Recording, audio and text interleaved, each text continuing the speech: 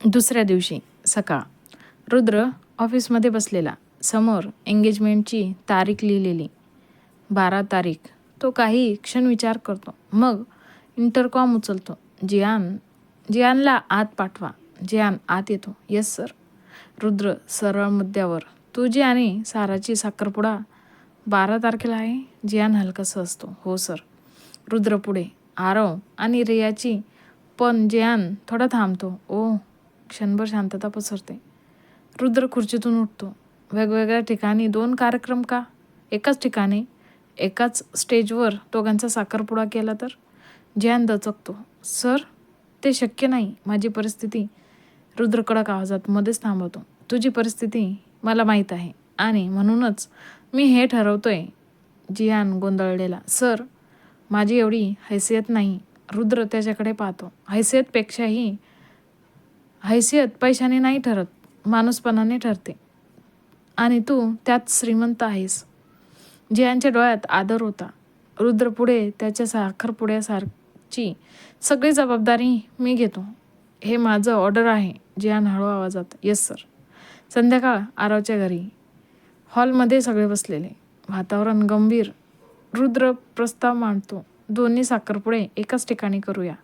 अन्वी लगेच उत्साहात. Wow, double celebration. पण आरवचे बाबा शांत होतात.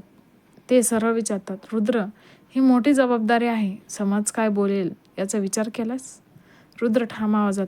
समाज आनंदात सहभागी झाला तर ठीक, नाही झाला तर तरी फरक पडत नाही. आपण आपल्यांसाठी करतोय. आरव बाबांकडे बघतो. क्षणभर तणाव. मग बाबा हळू आवाजात म्हणतात, जर हा निर्णय दोन्ही मुलांच्या सन्मानासाठी आहे तर मला हरकत नाही. रिया आणि सारा एकमेकींकडे पाहून हसतात. त्यांच्या चेहऱ्यावर हलकी चमक येते. सारा आईच्या व्हीलचेअरजवळ बसलेली असते. आई, दोन्ही साखरपुडे एकत्र होणार आहेत.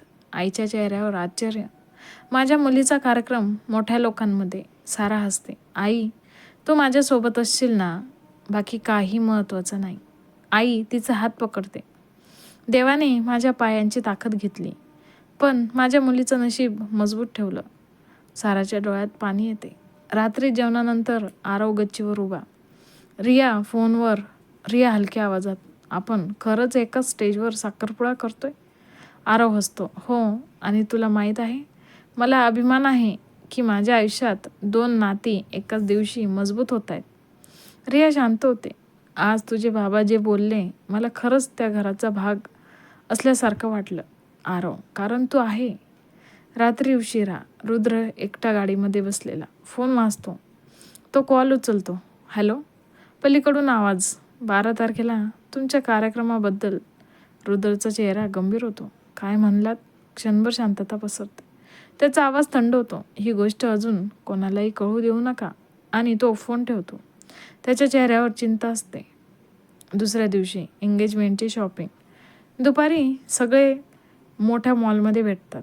आरव, रिया, सारा, जियान, अन्वी, वाणी आणि घरचे काही लोक. मॉलमध्ये खूप गर्दी. लाईट्स, म्युझिक, सगळीकडे सणासारखं वातावरण. अन्वी उड्या मारत म्हणते, आज फुल डे शॉपिंग. कोणी घाई करायची नाही. आरव लगेच म्हणतो, हो, पण बजेट लक्षात ठेवा. रिया हसत म्हणते, आज तू शांत बस. आज आमचा दिवस आहे. रिया एक सुंदर लाल रंगाचा गाऊन ट्राय करायला आत जाते. बाहेर आरव थांबलेला. काही मिनिटांनी रिया बाहेर येते. लाल वेस्टर्न गाऊनमध्ये ती खूपच सुंदर दिसत असते. ती हलकेच फिरते. कसा दिसतोय? आरव काही क्षण तिला बघतच राहतो. काही बोलत नाही. अन्वी मध्येच बोलते, अरे भाऊ, श्वास तरी घे.